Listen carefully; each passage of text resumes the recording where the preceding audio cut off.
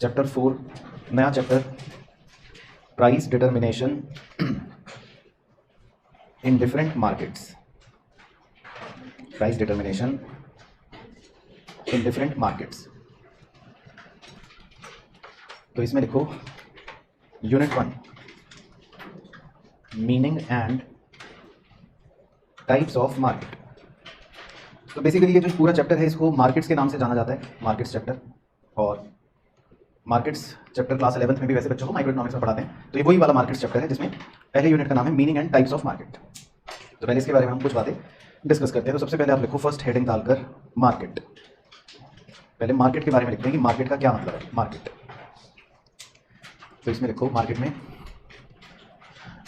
A place where goods are purchased and sold. तो market का मतलब एक ऐसी जगह जहां पर गुड्स बेचे और खरीदे जाएंगे, तो उसको बोलते हैं मार्केट्स। इसमें आप गुड्स को हाईलाइट कर लो और गुड्स के बारे में आपको एक एरो डाल के लिखना है कि यहां पर हम गुड्स जो कह रहे हैं वो कह रहे हैं इकोनॉमिक गुड्स, ब्रैकेट में not free, bracket close, are scarce. और दूसरा उसी के नीचे एक छोटा एरो और खींच के दे कमांड प्राइस। तो यहाँ पर हम गुड्स जो कह रहे हैं बेसिकली इस परिभाषा में कि भाई मार्केट मतलब एक ऐसी जगह जहाँ पर गुड्स को खरीदा या बेचा जाएगा। तो गुड्स का मतलब यहाँ पर इकोनॉमिक गुड्स कहने का उसका अर्थ है। फ्री गुड्स की यहाँ पर बात नहीं हो रही। और इकोनॉमिक गुड्स जो होते हैं वो हमेशा स्केयर्स होते हैं। स्केयर्स का मतलब होता है कि कम होते हैं, लिमिटेड होते हैं, उनकी डिमांड ज़्यादा होती है, सप्लाई शायद कम होती है, और इसी वजह से वो प्राइस को कमांड करते हैं। प्राइस को कमांड करने का मतलब कि इसी वजह से उनका कोई प्राइस होता है। तो जैसे इसको हम समझने के लिए छोटा सा ऐसी उदाहरण ले लेते हैं। कोई फ्री गुड का एग्जाम्पल दीजिए आप, कोई एयर मान लो। चलो, हालांकि हो सकता है कुछ वर्षों के बाद ये भी फ्री ना रहे, लेकिन अभी चलो मान लेते हैं एयर। तो एयर क्या है, ये एबेंडेंट है, बहुत मात्रा में है, और ये इसीलिए हमको फ्री में मिल जाती है हवा। तो ये कोई प्राइस नहीं कमांड करती, हवा के लिए भी कोई प्राइस नहीं है। तो इसलिए हवा का कोई मार्केट नहीं है कि भाई हम मार्केट में जाकर हवा खरीद रहे हैं। तो ये फ्री गुड है। तो हम यहाँ पर फ्री गुड की बात नहीं कर रहे हैं, है ना। हम फ्री गुड की बात नहीं कर रहे हैं, तो फ्री गुड हो गया। हम यहाँ पर इकोनॉमिक गुड की बात कर रहे हैं। इकोनॉमिक गुड आप कोई भी सोच सकते हो, जैसे फॉर एग्जाम्पल गाड़ी। तो गाड़ी जो है वो इकोनॉमिक गुड है क्योंकि ये प्राइस कमांड करती है। अगर आपको गाड़ी चाहिए तो आपको कुछ दाम देने पड़ेंगे, तो ये एक इकोनॉमिक गुड हो गया। तो ये कहना चाह रहा है, तो गुड्स जहां पर खरीदे बेचे जाएं उस जगह को बाजार कहते हैं। Second point, only exchange value is significant here, comma, not sentimental value, not sentimental value, bracket में लिखना। Price connotes CONNOTES, price connotes money value, that is purchasing power of an article is expressed in money terms, is expressed in money terms। तो इसमें कुछ बातें important है, उन्हें highlight कर लेते हैं। एक तो एक्सचेंज वैल्यू को हाईलाइट कर लेना, और प्राइस कॉनोट्स मनी, इस वाली बात को भी आप चाहे हाईलाइट कर लेना। तो ये सारी अंग्रेजी जो शायद भयानक सी लग रही हो देखने में, इनका सबका मतलब एक ही है, वो मैं आपको बता देता हूँ कि मार्केट के अंदर जो है, मार्केट के अंदर सिर्फ एक्सचेंज वैल्यू सिग्निफिकेंट है, सेंटिमेंटल वैल्यू की कोई कीमत नहीं है। तो अगर मान लो मैं एक बाजार में जाऊँ अपना पेन लेकर कि मैं ये पेन लाया, तो बाजार इस पेन को जो दाम देगा वो अपने हिसाब से देगा, 10 रुपये। अब मैं बोलूँ कि भाई नहीं नहीं नहीं, ये पेन तो मेरे लिए बहुत कीमती है, मेरे तो इससे सेंटिमेंट्स जुड़े हैं, इस पेन से लिखकर ही मैंने सीए का एग्जाम पास करा था, तो मैं तो इसके 5 करोड़ रुपये लूँगा। तो यहाँ पर अब इस पेन की अगर मैं सेंटिमेंट्स जोड़कर बोलना शुरू कर दूँ कि 5 करोड़ वैल्यू है, तो बाजार इसको नहीं मानेगा। बाजार कहेगा यहाँ पर सेंटिमेंटल वैल्यू की कोई जगह नहीं है ना। तो बाजार तो एक्सचेंज वैल्यू पर चलता है, जितने पर वो बाजार में एक्सचेंज हो सकता है। तो बाजार में सेंटिमेंट वैल्यू की कोई कीमत नहीं है, सिर्फ एक्सचेंज वैल्यू की कीमत होती है। इसी बात को थोड़ा सा दूसरी डिजाइनर इंग्लिश में लिख दिया कि प्राइस कॉनोट्स मनी। इसका मतलब है कि किसी भी वस्तु यानी कि किसी भी आर्टिकल की जो परचेजिंग पावर है वो हम मनी की टर्म्स में शो करते हैं। तो जैसे यहाँ पर पेन है, पेन एक आर्टिकल है, एक वस्तु है। तो इस पेन को अगर आपको खरीदना है तो आपको इसके लिए 2 किलो चावल नहीं देने, या आपको इसके लिए 5 किलो आटा नहीं देना, आपको इसके लिए मनी की टर्म्स में 10 रुपए देने। तो मतलब हर आर्टिकल की एक मनी वैल्यू होती है। तो इसको एक डिजाइनर इंग्लिश में लिख दिया कि प्राइस कॉनोट्स मनी। तो ये इसका मतलब हो गया। तो पूरी लाइन में 2 बातें इंपॉर्टेंट हो गई कि एक्सचेंज वैल्यू भी यहाँ पर सिग्निफिकेंट होती है, सेंटिमेंटल वैल्यू का यहाँ पर कोई रोल नहीं है बाजार के अंदर। उसके बाद जी थर्ड पॉइंट का नाम है एलिमेंट्स ऑफ मार्केट। इसमें आप डैश डाल लो।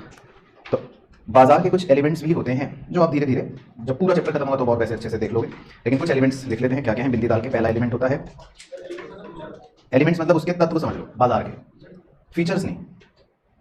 फीचर मतलब कह सकते हैं किसी 5वीं के बच्चे को समझाना हो तो, हालांकि 5वीं का बच्चा एलिमेंट ज्यादा बेहतर समझेगा, हम फीचर्स फिर भी शायद समझ लें। हाँ, एलिमेंट मतलब किन चीजों से मिलकर बना है, कॉन्स्टिट्यूएंट्स कह सकते हो आप। तो जैसे पहला हो गया बायर्स एंड सेलर्स, दूसरा हो गया प्रोडक्ट और सर्विस, तो आपको बाजार में बायर सेलर दिखेंगे, आपको बाजार में कुछ प्रोडक्ट दिखेगा। तीसरा हो गया बार्गेनिंग फॉर प्राइस, आपको बाजार में बार्गेनिंग दिखेगी किसी ना किसी रूप में। चौथा हो गया नॉलेज अबाउट मार्केट कंडीशन, बाजार में आपको नॉलेज दिखेगी, या बहुत से लोग होंगे जिनको मार्केट की कंडीशंस का ज्ञान होगा, चाहे पूरा हो या अधूरा वो अलग की बात है, लेकिन नॉलेज दिखेगी। बाकी इसके अलावा एक और बिंदी में लिख लेते हैं कि भाई one price for a product at a given time.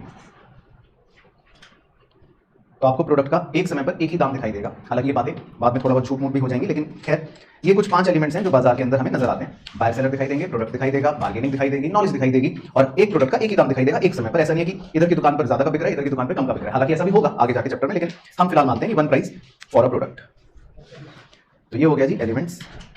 फिर उसके बाद next point, markets are generally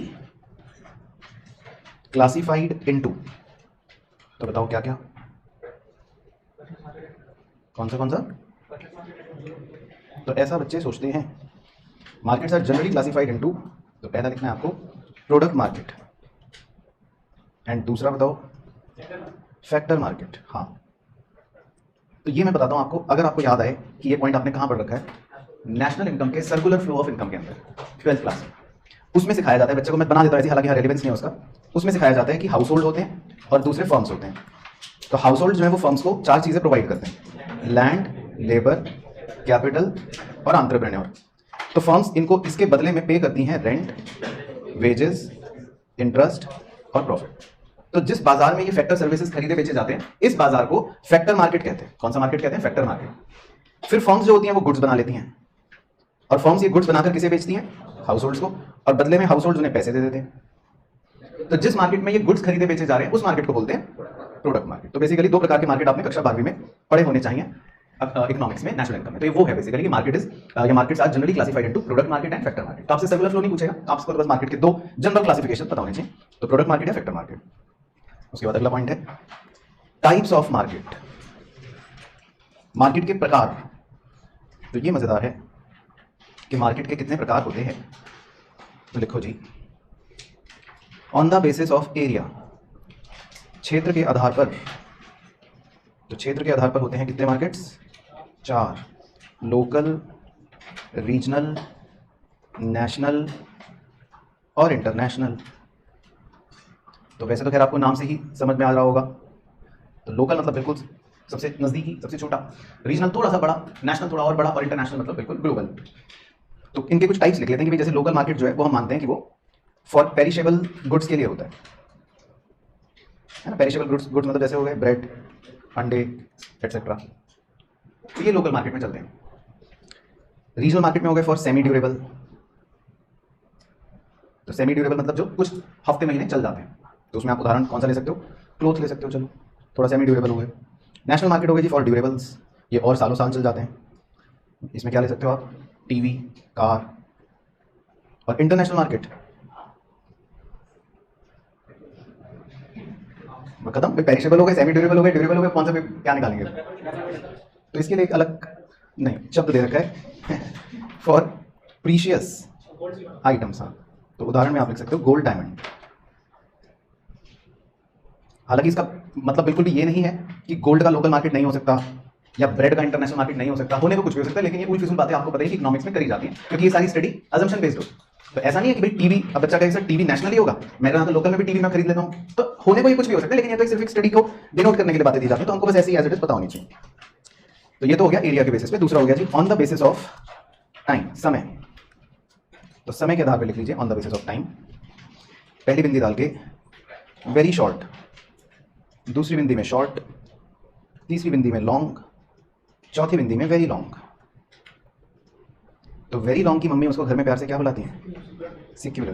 तो इसको लिख लेते हैं, और सिक्यूलर, SECULAR, सिक्यूलर पीरियड। तो इसमें वेरी शॉर्ट का मतलब कितना समय है? तो इसमें कोई समय ऐसा नहीं कि सिर्फ 10 दिन मतलब वेरी शॉर्ट, 15 दिन मतलब शॉर्ट, 20 दिन मतलब लॉन्ग। वो समय ऐसे दिनों, हफ्तों, महीनों के हिसाब से कुछ नहीं हो सकता। 5 साल भी वेरी शॉर्ट में आ रहा हो और हो सकता है 1 दिन भी वेरी लॉन्ग में आ रहा हो। तो यहाँ पर नजरिया कुछ और है, वो वेरी शॉर्ट, वेरी लॉन्ग या शॉर्ट का, तो वो हमें बस पता होना चाहिए। वेरी शॉर्ट समय हम उसे बोलते हैं जब सप्लाई कैन नॉट चेंज, आप सप्लाई बदल ही नहीं सकते।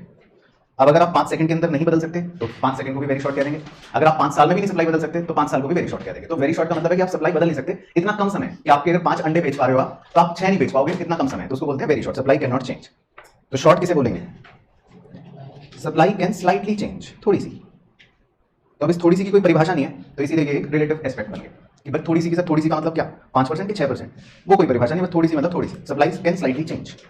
फिर लॉन्ग का मतलब सप्लाई कैन चेंज, और वेरी लॉन्ग का मतलब सप्लाई कैन इजीली चेंज। तो बस वो मतलब सप्लाई के बदलने के हिसाब से समय बन गया, बाकी कोई स्ट्रिक्ट डेफिनेशन नहीं है। लेकिन ये परिभाषा किसने दी थी, कौन थे महोदय? यूटिलिटी देने वाले कौन थे महोदय? हाँ, तो वही नाम लिख लेते हैं दोबारा से बाजू में, एल्फ्रेड मार्शल। तो ये उल फिजूल बातें करनी एल्फ्रेड मार्शल साहब ने शुरू करी थी, यूटिलिटी एनालिसिस वाली। तो उल फिजूल का मतलब ये नहीं कि बाकी में उल फिजूल, लेकिन उसके बाद बहुत से इकोनॉमिस्ट ने उनकी थ्योरी को क्रिटिसाइज करा। चलो, तो ये हो गया जी दूसरा प्रकार। उसके बाद है तीसरा, on the basis of transaction. On the basis of transaction, तो ट्रांजैक्शन के आधार पे, तो ट्रांजैक्शन के आधार पे दो ही मार्केट है, पहला है स्पॉट और दूसरा है फ्यूचर। तो स्पॉट मार्केट का मतलब लिख लो डैश डाल के, गुड्स आर फिजिकली ट्रांजेक्टेड। ठीक है, मैं भी समझाऊंगा, पहले आप लिख लो। और फ्यूचर का मतलब है contracts of future date, contracts of future date. ठीक है, तो मैं इसका एक एग्जांपल से समझा देता हूँ, सिंपल बातें। तो दो तरह के जो ये मार्केट है, स्पॉट मार्केट और फ्यूचर मार्केट। इसमें क्या होता है, स्पॉट मार्केट का तो मतलब है कि आज आप गए पैसे लेके, 10 रुपए का नोट लेके घर से, आपने इसको पैसे दिए और इससे आपने एप्पल खरीद लिया, मान लो, है ना। 10 रुपए में आप यही एप्पल खरीद सकते हो, वो वाला तो नहीं खरीद सकते। तो आपने 10 रुपए दिए और आज एप्पल खरीद के आ गए, तो इस मार्केट को बोल देंगे स्पॉट मार्केट। लेकिन मान लो आप गए 10 रुपए तो नहीं लेके गए, लेकिन आपने सामने उस व्यक्ति से कहा कि आज मैं एक चिट्ठी लाया हूं और इस चिट्ठी में ये लिखा है कि मैं ये एप्पल खरीदूंगा और 10 रुपए का ही खरीदूंगा, लेकिन आपने तारीख कोई फ्यूचर की लिख दी कि भाई ये मैं 1 जनवरी 2030 में खरीदूंगा, ऐसे बोल रहा हूँ हाइपोथेटिकली। तो बस आप एक कॉन्ट्रैक्ट करके आ गए, तो आपने आज तो कुछ नहीं खरीदा ना, आपने आज कोई पैसे दिए, तो इस मार्केट को कह देते हैं कौन सा मार्केट? Future market. तो बस ये बेसिकली परिभाषा है। तो अगर आप आज ही फिजिकल डिलीवरी ले लेते हो तो वो बन गया स्पॉट मार्केट, और आज आप लेकर कुछ नहीं आए ना देकर कुछ आए, बस एक कॉन्ट्रैक्ट करके आ गए, तो उसको बोल देते हैं फ्यूचर मार्केट। तो फ्यूचर मार्केट में हमेशा ना सिर्फ कॉन्ट्रैक्ट्स होते हैं, जिसमें कीवर्ड कॉन्ट्रैक्ट्स है बेसिकली। तो कॉन्ट्रैक्ट का मतलब है आप सिर्फ आज वचन देकर आए हो कि मैं खरीदूंगा या बेचूंगा फ्यूचर में। तो ये हो गया on the basis of transaction. उसके बाद अगला है जी on the basis of regulation, नियंत्रण। तो इसमें पहला होता है, नाम से समझ जाओगे, रेगुलेटेड, और दूसरा होता है अनरेगुलेटेड। तो जैसे रेगुलेटेड मार्केट का उदाहरण लिखना हो तो आप लिख सकते हो स्टॉक एक्सचेंज, है ना, क्योंकि स्टॉक एक्सचेंज में एक रेगुलेटर होता है, उसमें ऊपर सेबी बैठा होता है जो रेगुलेट करता है, सारी चीजें देखता है कि कहीं कोई गड़बड़ तो नहीं हो रही इन्वेस्टर के साथ, या कोई कंपनी धोखा तो नहीं कर रही। तो मतलब जिस मार्केट में नियंत्रण हो वो रेगुलेटेड मार्केट हो गया। और अनरेगुलेटेड मतलब में लिख लो कि नो रेगुलेशन, नो रेगुलेशन, या इसको फ्री मार्केट भी कह देते हैं, ब्रैकेट में लिख सकते हो फ्री मार्केट। तो आमतौर पे लोकल मार्केट्स होते हैं। अब आप किसी सब्जी मार्केट चले गए तो वहाँ पे कोई ऐसा तो है नहीं कि कोई सेबी बैठा हो या कोई और आरबीआई बैठा हो। वीकली मार्केट जो हो गए तो आप इसको बोल सकते हो, बिटकॉइन बोल सकते हो। तो मैडम को बड़ी दिलचस्पी है। तो मतलब कोई भी मार्केट हो सकता है जिसमें कोई रेगुलेटर ना हो बेसिकली। फिर है जी इसके बाद on the basis of volume. तो ये आपने बचपन में पढ़ा है, on the basis of volume. तो इसमें पहला होता है होलसेल और दूसरा होता है रिटेल। तो ये वॉल्यूम के आधार पे मार्केट होते हैं। अगर आप बहुत ज्यादा बल्क में खरीदते हो तो कौन सा हो गया? होलसेल। तो होलसेल का मतलब ये हो गया, या डैश डाल के लिख लो, बल्क या लार्ज क्वांटिटी, तो उसको होलसेल बोल देते हैं। और रिटेल का मतलब हो गया स्मॉल क्वांटिटी, या इसका ब्रैकेट में लिख लो बेसिकली, रिटेल का मतलब फॉर अल्टीमेट कंज्यूमर। तो ये एक बार एमसीक्यू में पूछा भी था कि कौन सा मार्केट फॉर अल्टीमेट कंज्यूमर है, तो उसमें 4 ऑप्शन दिए थे। तो अब आप किस ऑप्शन पर टिक लगा दोगे? रिटेल पर। तो अल्टीमेट कंज्यूमर जो होता है वो तो रिटेल मार्केट से खरीदता है, एक तरह से माना जाता है। तो ये हो गया on the basis of volume. और फिर है आखिरी, on the basis of competition, जो हमें बेसिकली पढ़ाया जाता है सिलेबस में, प्रतिस्पर्धा के आधार पे कंपटीशन। तो कंपटीशन के आधार पे होते हैं जी 2 प्रकार के कंपटीशन। एक को बोलते हैं बिल्कुल गला काट कंपटीशन। तो गला काट कंपटीशन मतलब हो गया परफेक्ट कंपटीशन, परफेक्ट कंपटीशन। और दूसरा हो गया थोड़ा कम गला काट, यानी इम्परफेक्ट कंपटीशन। तो कंपटीशन के आधार पे 2 तरह के मार्केट होते हैं। तो इनके बारे में कुछ नहीं लिखना भी, क्योंकि ये तो हम आगे 3rd यूनिट में इसकी इतनी गहराइयां होंगी कि आप पागल ही हो जाओगे। लेकिन हाँ, इम्परफेक्ट कंपटीशन के अंदर आप 3 बाइफरकेशन कर लो। हमारे सिलेबस में हम इम्परफेक्ट कंपटीशन के 3 प्रकार जो है वो पढ़ते हैं। कौन कौन से सर? मोनोपॉली, मोनोपॉलिस्टिक और ओलिगोपॉली। तो वो जब हम पढ़ेंगे तो खैर कवर हो जाएंगे। तो ये बेसिकली मार्केट के प्रकार हो गए। चलो, तो यहां तक तो थी छोटी छोटी बातें जो बच्चे को मजेदार लगती हैं। तो अब आप नए पेज पर नई हेडिंग डालना, जो थोड़ी अब ज्यादा क्रिटिकल बातें वो यहां से शुरू होती हैं। तो हेडिंग का नाम डाल देते हैं बेसिक कॉन्सेप्ट। चलो, तो कुछ बेसिक कॉन्सेप्ट्स पर हम चर्चा करेंगे। तो उसके लिए आप एक काम करो, सबसे पहला पॉइंट लिखो टोटल रेवेन्यू, इसे बोलते हैं TR। तो इसमें लिखो it is equal to P into Q, यानी कि price into quantity.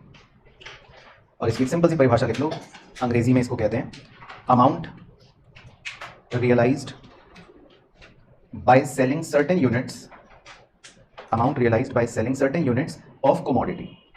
Very simple है ना। एग्जांपल करेंगे तो खैर और अच्छे से समझ आ जाएगा। तो टोटल रेवेन्यू मतलब हो गया कि आपने कितने रुपए, मतलब आपको मिले, सामान बेचकर कितने रुपए मिले। और बिल्कुल सिंपल देसी भाषा में कहना हो तो सेल कह लो मन में, कि सामान बेचकर कितने रुपए मिले। उसके बाद नंबर 2 एवरेज रेवेन्यू, तो इसको बोलते हैं प्यार से AR। तो इसका फॉर्मूला होता है TR upon Q, TR total revenue upon Q। फिर अगले स्टेप में आप लिख सकते हो TR का फॉर्मूला होता है P इंटू क्यू।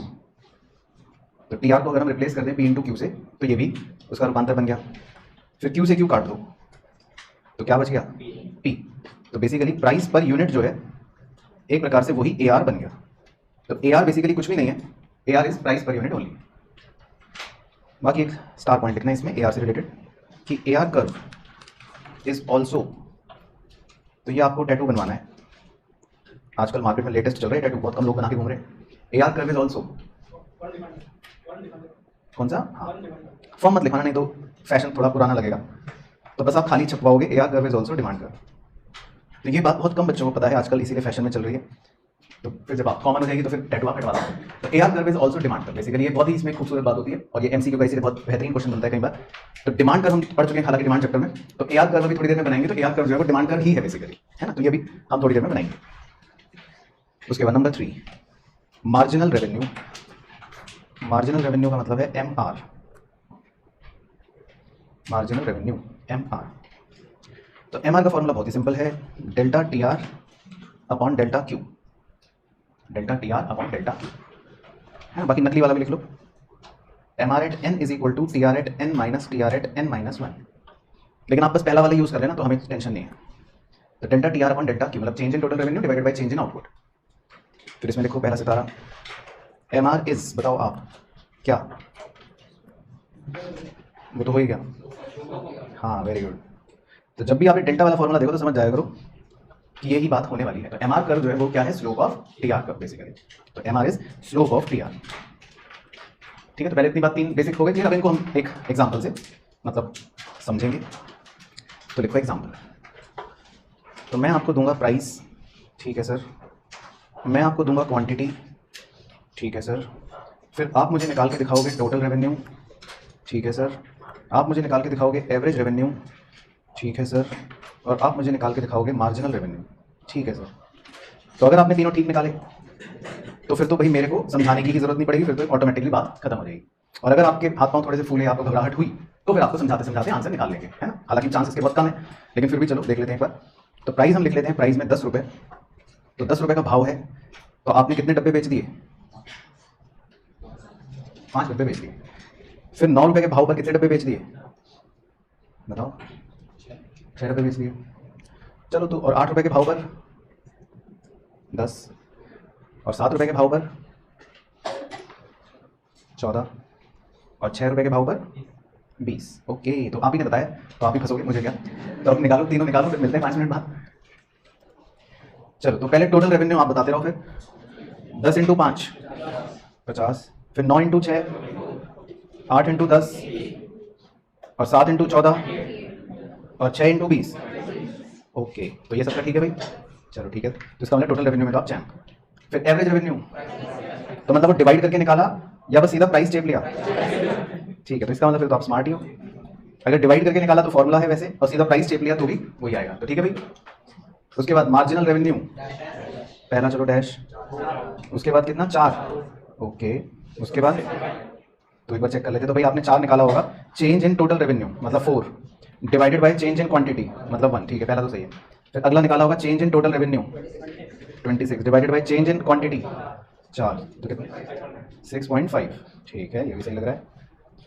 फिर अगला निकाला होगा change in total revenue 18 divided by change in quantity 4, ठीक है ये भी सही लग रहा है। फिर अगला निकाला होगा change in total revenue 22 divided by change in quantity 6, 3.67, okay. तो यही निकला है भाई। चलो ठीक है, तो बस फिर तो इसका मतलब ये तीनों में चैम्प हो गए निकालने में, ठीक है। चलो ठीक है, तो ये तो हो गया जी। उसके बाद एक एग्जाम्पल 2 और बता दो बस करके, फिर सही हो जाएगी कहानी। तो इसमें लिखते हैं आउटपुट 3 और 5, मार्जिनल रेवेन्यू 4 और 9,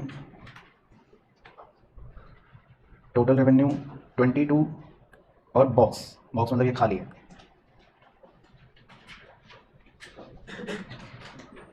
चलो हाँ बताओ जी, वो तो 32 कह रहा है ये।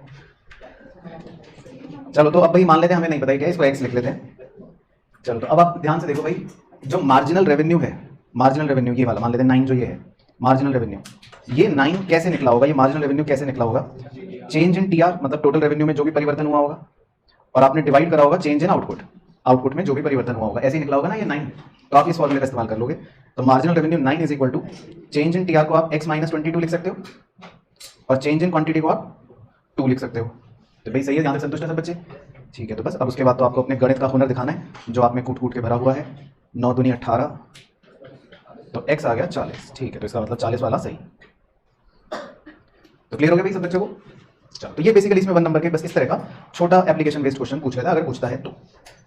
चलो, टीआर, एआर और एमआर हो गया, उसका एप्लीकेशन हो गया। बाकी अब उसी के नीचे एक एरो डाल के लिखना है आपको जनरल डायग्राम। एक जनरल डायग्राम बना लेते हैं, थोड़ा अंडरस्टैंडिंग भी हो जाएगी और फिर एक पॉइंट भी आगे से निकलेगा। जनरल डायग्राम, चलो तो जनरल डायग्राम बना देते हैं। तो आप ऐसा करना, बिल्कुल एक के नीचे एक, इस प्रकार से 2 डायग्राम बना लें, बिल्कुल एक के नीचे एक। एक्स एक्सिस पर क्वांटिटी और वाई एक्सिस पर नीचे वाले में M R comma A R और ऊपर वाले में टी आर। तो ये हम जनरल डायग्राम बना रहे हैं, हालांकि बाद में जब हम देखेंगे तो अलग अलग मार्केट में अलग अलग बिहेवियर हो जाएंगे इनके, लेकिन अभी हमें जनरल डायग्राम बना रहे हैं आमतौर पे।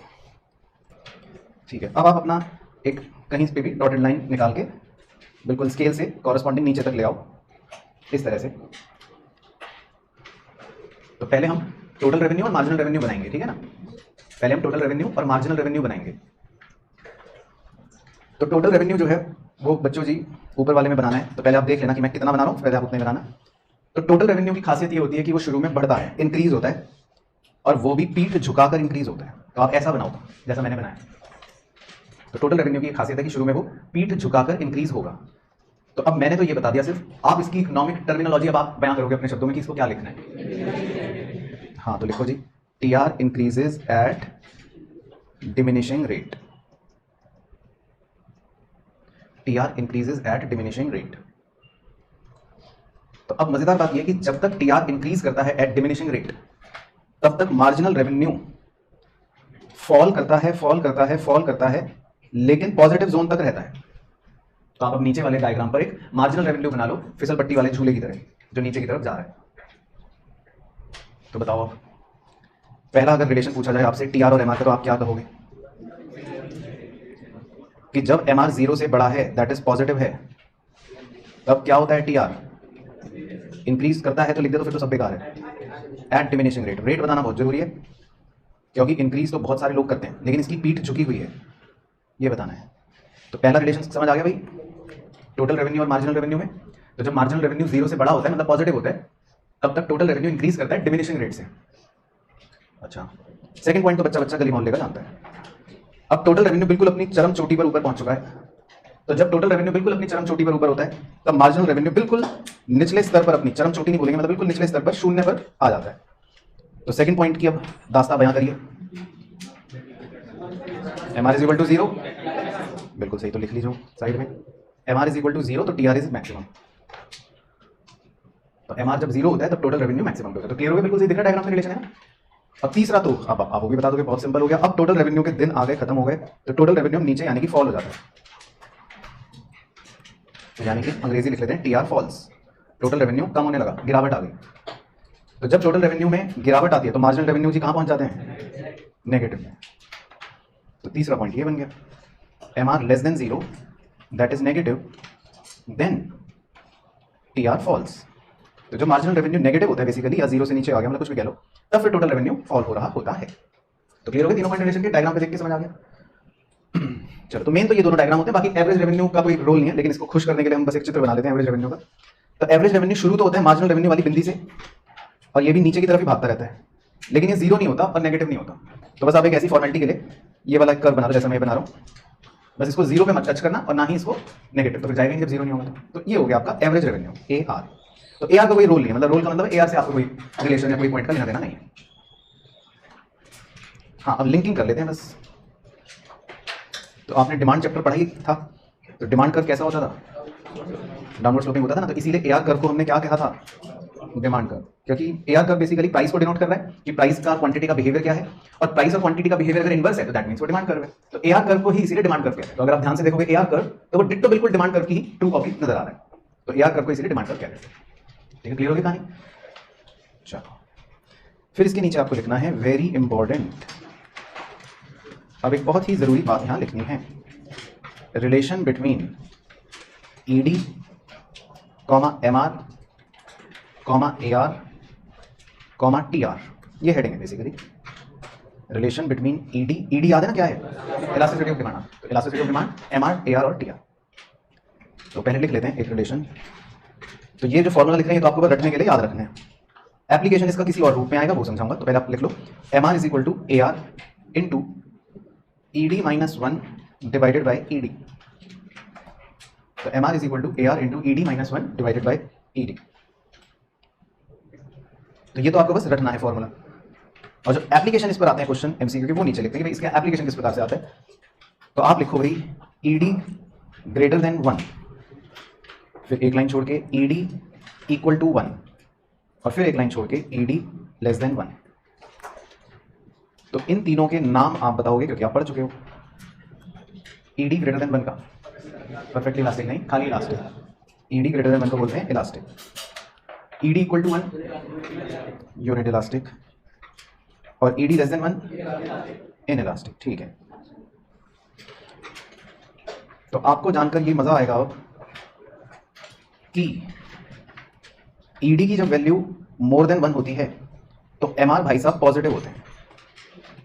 ईडी की वैल्यू जब इक्वल टू 1 होती है तो एमआर भाई साहब 0 होते हैं, और ईडी की वैल्यू जब लेस देन 1 होती है तो एमआर भाई साहब नेगेटिव होते हैं। तो ये आप बना लो बक्सा। तो ये हो गया ईडी और एमआर का रिश्ता बेसिकली। तो ये तो ईडी और एमआर का रिश्ता हो गया। अब इसी रिश्ते को आप आगे अपनी बुद्धिमत्ता से आप बताओगे कि अब इसमें अगर मुझे टीआर के साथ भी इसी रिश्ते को बयां करना हो तो मैं क्या लिखूं, बताओ। तो जब ईडी मोर देन 1 तो टीआर, बिल्कुल सही, TR increases eight diminishing rate, क्योंकि आप अभी अभी ये रिश्ता ऊपर पढ़ के आए हो एमआर और टीआर का। फिर ईडी अगर इक्वल टू 1 तो टीआर मैक्सिमम, और जब ईडी लेस देन 1 तो टीआर फॉल्स, बिल्कुल सही। तो ये बेसिकली आपका एक रिलेशन बनेगा। तो एप्लीकेशन बेस्ड क्वेश्चन इस पर आएगा, आपसे जो पूछेगा तो वो ईडी की कोई भी वैल्यू दे देगा। तो मतलब इसमें जो मुझे समझ आ रहा है 3, 3, 6, 3, 9 और 3, 12 प्रकार के मुझे लग रहा है सवाल बन सकते हैं। वो ईडी की कोई भी एक वैल्यू देगा तो पूछ लेगा एमआर क्या है, या कहेगा कि टीआर क्या है, या एमआर के बारे में बोल के पूछ लेगा कि ईडी क्या है, या टीआर के बारे में बोल के पूछ लेगा कि ईडी क्या है। तो मतलब इसमें वो कोई भी कॉम्बो कर सकता है। तो बस हमको पता होना चाहिए कि कब ईडी की किस वैल्यू पर एमआर क्या है और टीआर क्या है। तो क्लियर हो गया बक्सा। अच्छा, अब क्योंकि हम तो होशियार भी हैं तो हम चित्र पर भी ये बातें मार्क कर सकते हैं। तो अब आप ये पहले चलो टीआर के फॉर्मूले, टीआर के डायग्राम को थोड़ा जूम करके थोड़ा फोकस करें अगर, तो जो शुरुआती दौर में टीआर है जो पीठ झुका के ऊपर जा रहा है, अगर कोई हमसे ये पूछ ले कि इस शुरुआती दौर में ईडी की वैल्यू बताओ, very good, two greater then.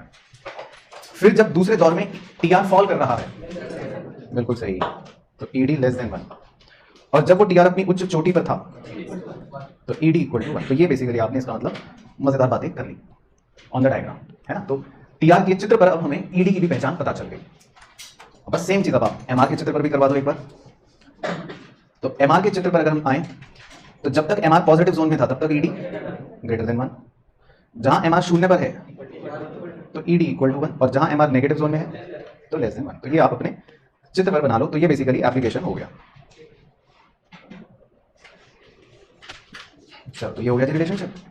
बस उसके बाद है हमारा लास्ट टॉपिक इस यूनिट का। इसको आप एक हेडिंग डाल सकते हो, इसका नाम है, छोटा सा हेडिंग है, बिहेवियरल प्रिंसिपल। बिहेवियरल प्रिंसिपल, हालांकि आगे भी आएंगे लेकिन अभी लिख लो बस 2 बिहेवियरल प्रिंसिपल लिखने हैं। पहला लिखना है for a firm to produce, किसी भी फर्म को प्रोड्यूस करने के लिए, for a firm to produce, किसी भी फर्म को प्रोड्यूस करने के लिए क्या चाहिए? तो सर किसी भी फर्म को प्रोड्यूस करने के लिए चाहिए, तो बस आपको तो ये कंडीशन जो मैं लिखने वाला हूँ ये रखनी है। तो एज इट इज क्वेश्चन पूछेगा कि for a firm to produce, 4 option चिपकाएगा, तो आपको आंख नीचे ये वाला ऑप्शन टिक लगाना है। तो किसी भी फर्म को प्रोड्यूस करने के लिए क्या कंडीशन चाहिए वो लिख लो बस आप, TR greater equal to TVC. तो टीआर तो मतलब टोटल रेवेन्यू, जो आपने अभी इस चैप्टर में सुना, और टीवीसी मतलब टोटल वेरिएबल कॉस्ट। ठीक है ना? बाकी मैं थोड़ा सा लिंक करवा देता हूँ, बस आप लिखना मत, नहीं तो आप ही कंफ्यूज होगी बाद में। तो अगर आप थोड़ा ध्यान से देखो, टीआर और टीवीसी यहाँ पर 2 वर्ड्स लिखे हुए हैं। अगर मैं दोनों को आउटपुट से डिवाइड कर दूं तो भी कोई वैसे तकलीफ नहीं है। तो टीआर को अगर आउटपुट से डिवाइड कर दे तो हम कहते हैं एआर, और टीवीसी को आउटपुट से डिवाइड कर दे तो हम कहते हैं एबीसी। और एआर जो है एवरेज रेवेन्यू, उसके बारे में आपने आज लिखा है कि average revenue is price only, तो मैं एआर को अब हटाकर रख करके प्राइस लिख देता हूं। तो अब इस कंडीशन को मैं ऐसे भी कह सकता हूं, P greater equal to AVC एक तरह से। तो ये एक प्रकार का शटडाउन पॉइंट की तरफ ही इशारा कर रहा है। तो जब तक मेरा दाम एवरेज वेरिएबल कॉस्ट से मतलब ऊपर चल रहा है या ऑलमोस्ट बराबर तक भी आ गया मान लो, तब तक तो चलो ठीक है। लेकिन अगर मेरे दाम जैसे ही कम हुए एबीसी से, तो मतलब फिर जो है ये फर्म को काम बंद कर देना चाहिए, शटडाउन कर देना चाहिए। तो ये कंडीशन शटडाउन वाली ही एक तरह से है वैसे, लेकिन मतलब हम शटडाउन को अलग लिखते हैं या तब अलग डिस्कस करते हैं, और इस कंडीशन को अलग डिस्कस करते हैं। वैसे ये है वही, कहना वही चाहता है, लेकिन आप लिखना मत, नहीं तो पता चला बाद में आप ही कंफ्यूज हो। तो इस बक्से के ऑप्शन को आप सिर्फ एक ही एमसीक्यू टिक करोगे, वो होगा ये TR greater equal to TVC. और दूसरा प्रिंसिपल है फॉर प्रॉफिट मैक्सिमाइजेशन। ये तो खैर 3rd यूनिट में डिटेल में भी आएगा, लेकिन अभी लिख लो, अगर प्रोड्यूसर को अपना प्रॉफिट मैक्सिमम करना है, इसे बचपन में बोलते थे, लिख लो ब्रैकेट में, प्रोड्यूसर्स इक्विलिब्रियम। अगर प्रोड्यूसर को अपना प्रॉफिट मैक्सिमम करना है तो उसकी एक ही कंडीशन है पूरे ब्रह्मांड में, अब वो है जी क्या, MR is equal to MC, मतलब marginal revenue is equal to marginal cost. तो ये हालांकि यूनिट 3 में भी करेंगे। तो बस ये तो थी पूरी कहानी आपकी यूनिट 1 की।